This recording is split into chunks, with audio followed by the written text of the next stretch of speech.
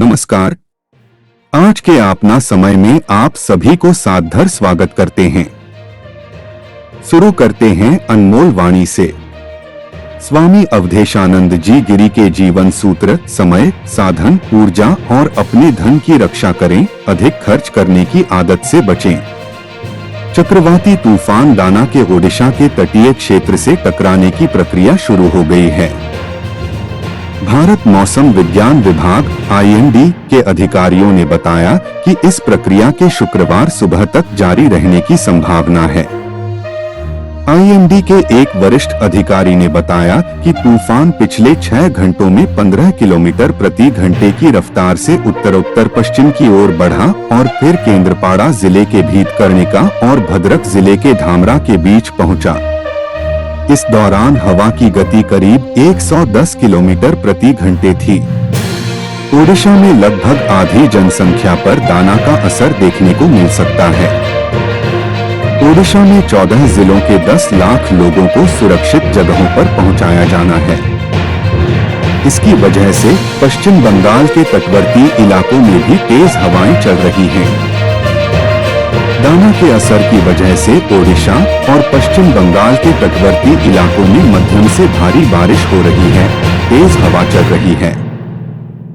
तेज हवाएं और बारिश। इसकी वजह से पश्चिम बंगाल के तटवर्ती इलाकों में भी तेज हवाएं चल रही हैं। दाना के असर की वजह से ओडिशा और पश्चिम बंगाल के तटवर्ती इलाकों में मध्यम से भारी बारिश हो रही है। तेज हवा चल रही है। ओडिशा के भद्रक, केंद्रपाड़ा और बालासोर में अचानक हवा की रफ्तार काफी बढ़ गई है। अब यहां 100 से 110 किलोमीटर प्रति घंटा की रफ्तार से हवा चल रही है। ओडिशा में 6 लाख निकाले गए। ओडिशा सरकार ने दाना प्रभावित इलाकों से निकाले गए लोगों को रखने के लिए 7200 साइक्लोन सेंटर बनाए हैं। मुख्यमंत्री मोहन चरण मांझी ने बताया कि प्रधानमंत्री नरेंद्र मोदी और केंद्रीय गृह मंत्री अमित शाह ने आसन्न तूफान से निपटने के लिए ओडिशा सरकार की तैयारियों के बारे में जानकारी ली है। मांझी ने बताया कि चक्रवात के मद्देनजर राज्य ने कुल 5,84,888 लोगों को सुरक्षित जगहों पर पहुंचाया गया है और शुक्रवार सुबह तक यह संख्या 6 लाख से अधिक हो सकती है। मांझी ने बताया कि अब तक 5.84 लाख लोगों को तटवर्ती जिलों के निचले इलाके के हाई रिस्क जोन से 5.84 लाख लोगों को निकाला जा चुका है। हवाई और रेल यात्रा प्रभावित। कोलकाता के नेता सुभाष चंद्र बोस एयरपोर्ट पर सेवाएं बाधित हो गई हैं। तूफान की लैंडफॉल प्रक्रिया के दौरान शहर में बारिश और तेज हवाएं चल रही हैं। भुवनेश्वर का बीजू पटनायक एयरपोर्ट उड़ानों के लिए बंद कर दिया गया है। भुवनेश्वर के अंबेडकर बस अड्डे पर यातायात रोक दिया गया है। भारतीय रेल ने इस क्षेत्र में चलने वाली करीब 150 ट्रेनों को कैंसिल कर दिया है। दोनों राज्यों के बड़े स्टेशनों पर यात्रियों की भीड़ देखी जा सकती है। पश्चिम बंगाल हाई अलर्ट पर। पश्चिम बंगाल भी हाई अलर्ट पर है। राज्य के कई तटीय जिलों से हजारों लोगों के सुरक्षित स्थानों पर ले जाया गया है। राज्य की मुख्यमंत्री ममता बनर्जी ने दाना के संभावित असर वाले जिलों में हालात पर निगरानी की जिम्मेदार सचिव स्तर के अधिकारियों को सौंपी है। इलाके में कई कंट्रोल रूम खोले गए हैं। राहत शिविरों में लोग। पश्चिम बंगाल में करीब 1000 राहत शिविर खोले गए हैं। इलाके के स्कूलों और सरकारी भवनों में भी लोगों के रहने खाने का इंतजाम किया गया है। पश्चिम बंगाल सरकार ने NDRF और SDRF की 22 कंपनियों को तैनात किया है। इसके अलावा बड़ी तादाद में पुलिसकर्मियों को भी तैनात किया गया है। स्कूल कॉलेज बंद। ओडिशा और पश्चिम बंगाल के दाना प्रभावित इलाकों में 26 अक्टूबर तक स्कूल कॉलेज बंद रखने के निर्देश दिए गए हैं। दाना की वजह से ओडिशा सिविल सर्विसेज परीक्षा 2023 से 24 की तारीख बढ़ा दी गई है। पहले ये परीक्षा 27 अक्टूबर को होनी थी, लेकिन अब परीक्षा की नई तारीख घोषित होगी। पश्चिम बंगाल में उत्तर और दक्षिण परगना, पूर्व और पश्चिम मिदनापुर, झारग्राम, बांकुड़ा, हुगली, हावड़ा और कक्षाएं बंद कर दी गई हैं। एनडीआरएफ, पुलिस और प्रशासन के इंतजाम। दोनों राज्यों में राहत और बचाव कार्यों के लिए व्यापक इंतजाम किए गए हैं।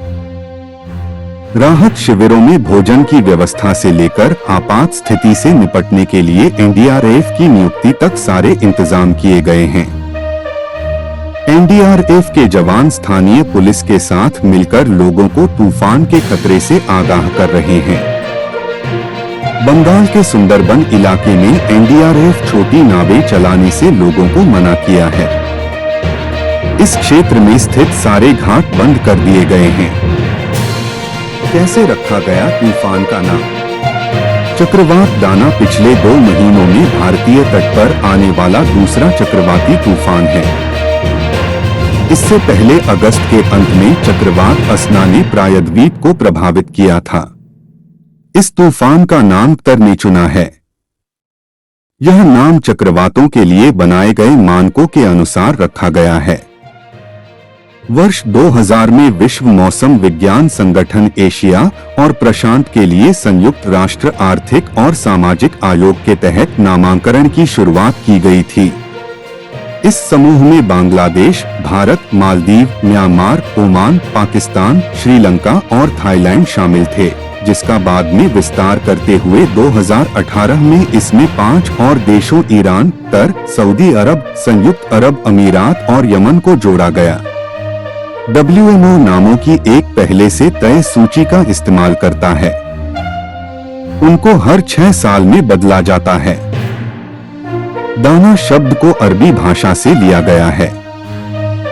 इसका अर्थ उदारता है। चक्रवातों का नाम क्षेत्रीय शब्दों या नामों के आधार पर करने से तूफान प्रभावित देशों के बीच जागरूकता और सांस्कृतिक आदान प्रदान को बढ़ावा देने में सहायता मिलती है। साथ ही इससे संचार और चेतावनी प्रणाली भी मजबूत बनती है।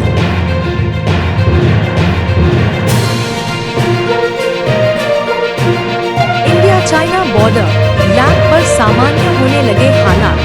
सेनाओं का डिसएंगेजमेंट शुरू। 4 से 5 दिनों में शुरू हो जाएगी पेट्रोलिंग। भारत चीन के बीच समझौते के बाद पूर्वी लद्दाख में LAC पर सेनाओं का डिसएंगेजमेंट यानी सैनिकों की वापसी शुरू हो गई है। सूत्रों ने इसकी जानकारी दी है। डेपसांग और डेमचौक में स्थानीय कमांडर डिसएंगेजमेंट पर नजर रख रहे हैं। बुधवार को डेमचौक में दोनों तरफ से एक-एक तंबू हटा दिया गया। Job education bulletin. Union bank में ऑफिसर की 1500 वैकेंसी निकली। ONGC में 2237 अप्रेंटिस भर्ती की लास्ट डेट नजदीक। आज टॉप जॉबसेट में बात यूनियन बैंक ऑफ इंडिया में निकली ऑफिसर की 1500 वैकेंसीज के बारे में। करंट अफेयर्स में जानेंगे कौन से देश बने हैं ब्रिक्स के पार्टनर मेंबर्स। और टॉप स्टोरी में बताएंगे मेडिकल काउंसलिंग से जुड़े MCC के अपडेट के बारे में, जिसके तहत कैंडिडेट्स NET के लिए डिसक्वालिफाई भी हो सकते हैं। Current affairs. ब्रिक्स में 13 पार्टनर देश भी जोड़े गए। इस बार ब्रिक्स में 13 पार्टनर देश भी जोड़े गए हैं। इसमें Algeria, Malaysia, Indonesia, Kazakhstan, Nigeria, तुर्की, उज्बेकिस्तान को मिलाकर 7 मुस्लिम बहुल देश हैं। पार्टनर देशों में पाकिस्तान को जगह नहीं मिली है, हालांकि उसने ब्रिक्स देशों में शामिल होने के लिए आवेदन दिया था। इस बार 30 से ज्यादा देशों ने ब्रिक्स की मेंबरशिप के लिए आवेदन किया था। जिम्बाब्वे ने T20 में सबसे बड़े स्कोर का रिकॉर्ड बनाया। जिम्बाब्वे ने 23 अक्टूबर को गाम्बिया के खिलाफ 20 ओवर में 4 विकेट पर 344 रन का स्कोर बना दिया। यह T20 इंटरनेशनल मैच में किसी भी टीम का सबसे बड़ा स्कोर है। पिछला रिकॉर्ड नेपाल के नाम था। उसने मंगोलिया के खिलाफ 314 रन बनाए थे। Top jobs. Union bank of India में लोकल बैंक ऑफिसर के 1500 पदों पर भर्ती। यूनियन बैंक ऑफ इंडिया ने देश भर के विभिन्न राज्यों में लोकल बैंक ऑफिसर के पदों पर भर्ती निकाली है। उम्मीदवार ऑफिशियल वेबसाइट unionbankofindia.co.in पर जाकर आवेदन कर सकते हैं। 20 से 30 साल तक के ग्रेजुएट कैंडिडेट्स इसके लिए 13 नवंबर तक अप्लाई कर सकते हैं। सिलेक्टेड कैंडिडेट्स को 48,480 से लेकर 85,920 रुपए तक सैलरी मिलेगी। ओएनजीसी में अप्रेंटिसशिप आवेदन की last date. Oil and natural gas corporation limited ने अप्रेंटिस के पदों पर भर्तियां निकाली हैं। उम्मीदवार ओएनजीसी की ऑफिशियल वेबसाइट onsindia.com पर जाकर आवेदन कर सकते हैं। इस भर्ती के लिए 15 नवंबर को परीक्षा का आयोजन किया जाएगा। 18 से 24 साल तक के 10वीं इति पास कैंडिडेट्स इसके लिए कल 25 अक्टूबर तक अप्लाई कर सकते हैं। सिलेक्टेड कैंडिडेट्स को 8,050 से 9,000 रुपए तक स्टाइपेंड दिया जाएगा।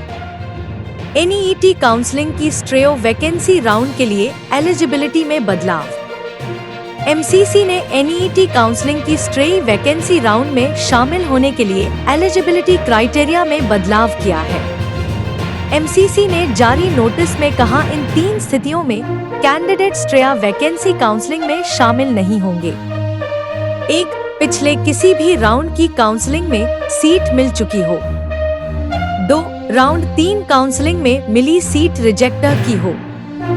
3. स्टैंडर्ड कोटा काउंसलिंग में कोई सीट मिल चुकी हो। इसके अलावा जिन्हें स्ट्रेल काउंसलिंग में सीट मिलेगी उन्हें ही एडमिशन लेना जरूरी होगा। ऐसा न करने पर काउंसलिंग फीस लौटाई नहीं जाएगी और अगले साल से एनईईटी एग्जाम के लिए भी डिसक्वालिफाई हो जाएंगे। अग्निवीर नेवी एसएसआर एमआर लिखित परीक्षा के रिजल्ट जारी। इंडियन नेवी अग्निवीर भर्ती के लिए रिटन एग्जाम रिजल्ट जारी हो गए हैं। अग्निवीर एसएसआर एमआर एग्जाम में शामिल हुए कैंडिडेट्स अग्निवीरनावी.cdat.in पर अपना रिजल्ट चेक कर सकते हैं। सभी सिलेक्टेड कैंडिडेट्स का फाइनल मेडिकल एग्जामिन्स चिल्काज पर होगा। सीबीएसई 10वीं 12वीं के प्रैक्टिकल और असेसमेंट एग्जाम्स की डेट जारी। सीबीएसई बोर्ड ने 10वीं 12वीं के प्रैक्टिकल और असेसमेंट एग्जाम्स की डेट्स जारी कर दी हैं। सभी स्कूलों में प्रैक्टिकल एग्जाम 1 जनवरी 2025 से शुरू होंगे। वहीं विंटर बाउंड स्कूल यानी ऐसी ठंडी जगहों के स्कूल जो सर्दियों में बंद रहते हैं, वहां प्रैक्टिकल्स 5 नवंबर से 5 दिसंबर 2024 तक हो जाएंगे। थ्योरी बोर्ड एग्जाम्स 15 फरवरी से शुरू होंगे। दीपोत्सव 29 अक्टूबर से 3 नवंबर तक। इस साल 5 नहीं 6 दिन का रहेगा दीपोत्सव। कार्तिक अमावस्या रहेगी 2 दिन। इस साल दीपावली की तारीख को लेकर पंचांग भेद है, क्योंकि कार्तिक मास की अमावस्या 31 अक्टूबर और 1 नवंबर 2 दिन रहेगी। इस वजह से दीपोत्सव 5 नहीं 6 दिन का रहेगा। उज्जैन के ज्योतिषाचार्य पर मनीष शर्मा के मुताबिक इस साल कार्तिक अमावस्या 31 अक्टूबर की दोपहर करीब 3 बजे से शुरू हो जाएगी और अगले दिन यानी 1 नवंबर की शाम करीब 4.40 बजे तक रहेगी। कार्तिक अमावस्या की रात में लक्ष्मी पूजा करने की परंपरा है, इसलिए 31 अक्टूबर की रात लक्ष्मी पूजा करनी चाहिए, क्योंकि 31 की रात में ही अमावस्या तिथि रहेगी और 1 नवंबर की रात में कृष्ण पक्ष की प्रतिपदा तिथि रहेगी। 29 अक्टूबर को धनतेरस। मंगलवार 29 अक्टूबर से दीपोत्सव शुरू हो जाएगा। इस दिन धनतेरस मनाई जाएगी। धनतेरस पर भगवान धन्वंतरी जयंती भी मनाते हैं। धनतेरस की रात में यमराज के लिए दीपक जलाने की परंपरा है। इस तिथि पर देवी लक्ष्मी की भी पूजा की जाती है। 30 अक्टूबर को रूप चौदस। बुधवार 30 अक्टूबर को रूप चौदस मनाई जाएगी। इसे नरक चतुर्दशी भी कहते हैं। इस दिन उपटन लगाने की परंपरा है। माना जाता है कि इस तिथि भगवान श्री कृष्ण ने नरकासुर नाम के दैत्य का वध किया था। इसी वजह से इस पर्व को नरक चतुर्दशी कहते हैं। 31 अक्टूबर को लक्ष्मी पूजा। गुरुवार 31 अक्टूबर की रात देवी लक्ष्मी की विशेष पूजा की जाएगी। मान्यता है कि देवताओं और दानवों ने मिलकर समुद्र मंथन किया था और इस मंथन से कार्तिक मास की अमावस्या पर देवी लक्ष्मी प्रकट हुई थी। देवी लक्ष्मी ने भगवान विष्णु का वरण किया था। इसके साथ एक अन्य मान्यता ये है कि इस तिथि पर भगवान राम 14 वर्ष का वनवास खत्म करके और रावण वध करके अयोध्या लौटे थे। तब लोगों ने राम के स्वागत के लिए दीपक जलाए थे। 1 नवंबर को स्नानदान की कार्तिक अमावस्या। शुक्रवार 1 नवंबर को भी कार्तिक मास की अमावस्या रहेगी। इस दिन पवित्र नदियों में स्नान और दान पुण्य करना चाहिए। दोपहर में पितरों के लिए धूप ध्यान भी करें। इस दिन शाम को कार्तिक अमावस्या तिथि खत्म हो जाएगी। 2 नवंबर को गोवर्धन पूजा। शनिवार 2 नवंबर को कार्तिक शुक्ल प्रतिपदा यानी गोवर्धन पूजा पर्व है। इस दिन मथुरा स्थित गोवर्धन पर्वत की पूजा करने की परंपरा है। द्वापर युग में श्री कृष्ण ने ब्रज के लोगों से कंस की नहीं, गोवर्धन पर्वत की पूजा करने के लिए कहा था। तब से ही इस पर्वत की पूजा की जा रही है।